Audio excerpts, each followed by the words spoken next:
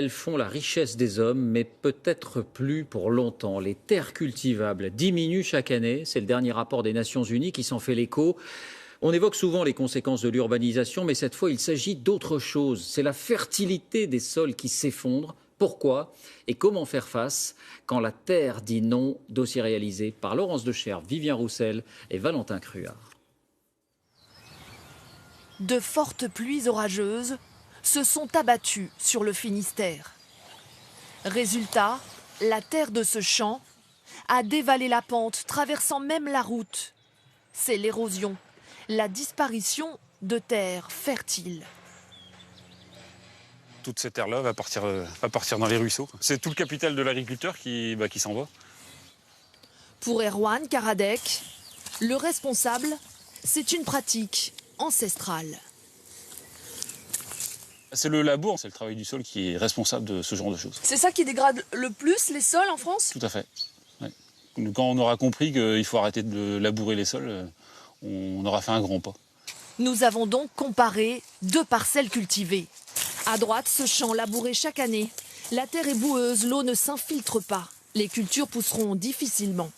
À gauche, un champ voisin non labouré depuis 15 ans. La terre est grumeleuse, souple et fertile. Un exemple de plus en plus rare. Car près de la moitié des sols de la planète est en mauvais état. La faute à l'érosion, au réchauffement climatique, à la pollution, mais aussi à certaines pratiques agricoles. Tout se joue dans cette fine couche de terre. Pour pousser, une plante a besoin de minéraux, issus des roches, mais aussi de matières organiques. Ce sont des résidus de végétaux, de racines en décomposition. Les vers de terre les consomment et les transforment en nourriture indispensable pour cultiver. Des vers de terre qui font l'objet de toutes les attentions des chercheurs. Depuis près de 20 ans, sur ces parcelles de colza et de blé, ils comparent l'effet de différentes pratiques culturales. Avec de la moutarde mélangée à l'eau, ils réveillent les vers de terre pour les compter. À gauche, dans du blé cultivé de manière intensive, et à droite, dans du blé cultivé sans labour. Hop, et là, on va le sortir, lui. Quand on a beaucoup de ces animaux, c'est un indicateur de la santé du sol et de l'activité biologique du sol. C'est lui qui va faire les gros trous qui vont permettre à l'eau de s'infiltrer, qu'il n'y ait pas d'érosion des sols. Et il va avoir un effet très important sur la libération de nutriments pour les plantes. Bilan, près de 2 fois plus de vers de terre dans les parcelles non labourées. Pourtant, 95% des agriculteurs labourent. Comme Jean-Luc Palin en Gironde. Ce matin, il retourne sa terre pour y semer demain du maïs. Pour lui, labourer a un objectif principal. Ça sert justement à décompacter légèrement la terre qui a passé tout l'hiver à se tasser. Ça évite à l'herbe de pousser, c'est-à-dire que là également on enfouit tout ce qui est herbe, graines de mauvaises herbes, et on enfouit également tout ce qui est champignons. Pourtant, certains céréaliers réussissent à semer et à produire autant sans retourner la terre. Mais pour cet agriculteur, le labour est indispensable sur ces terres sableuses. Ce qui est le plus efficace pour nous, pour la terre, pour la vie microbienne du sol, c'est le labour. Donc aujourd'hui, se passer du labour, moi je suis contre.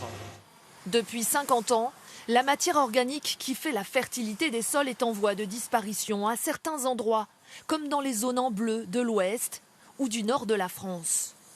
Il y a des racines jusqu'au fond. Oui, il y a des racines jusqu'au fond. C'est aussi ce que constatent 26. Claude et Lydia Bourguignon. Ce couple parcourt le pays pour analyser les terres des agriculteurs. Ce vigneron veut connaître l'état de sa terre pour planter de nouveaux pieds de vigne.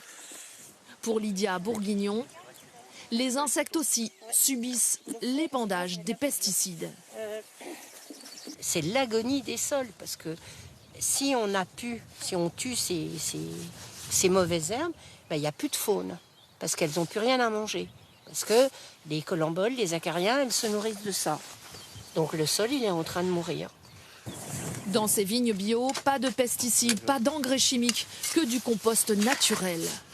Ça sent franchement. Ça sent franchement bon. Hein. Ils les cassent tous les ans. Alors, Résultat, pour Claude Bourguignon, cette terre est en bonne santé. Ce n'est pas le cas partout. Si vous commencez à mettre des engrais chimiques qui n'ont rien à voir avec la terre, vous déséquilibrez l'alimentation de la plante. Elle va être nourrie par un engrais, puis par le sol. Là, ça fait comme si vous donnez trop de sucre et trop de gras à un enfant, il devient gros, mais il n'est pas en bonne santé. Sensibilisés à l'état de leur sol, les agriculteurs français commencent à changer leurs pratiques. En ne laissant par exemple jamais la terre à nu. Elle est toujours couverte par des végétaux pour la protéger, une sorte de manteau. Le sol abrite 25% de la biodiversité de la planète. Un géant du théâtre pour terminer.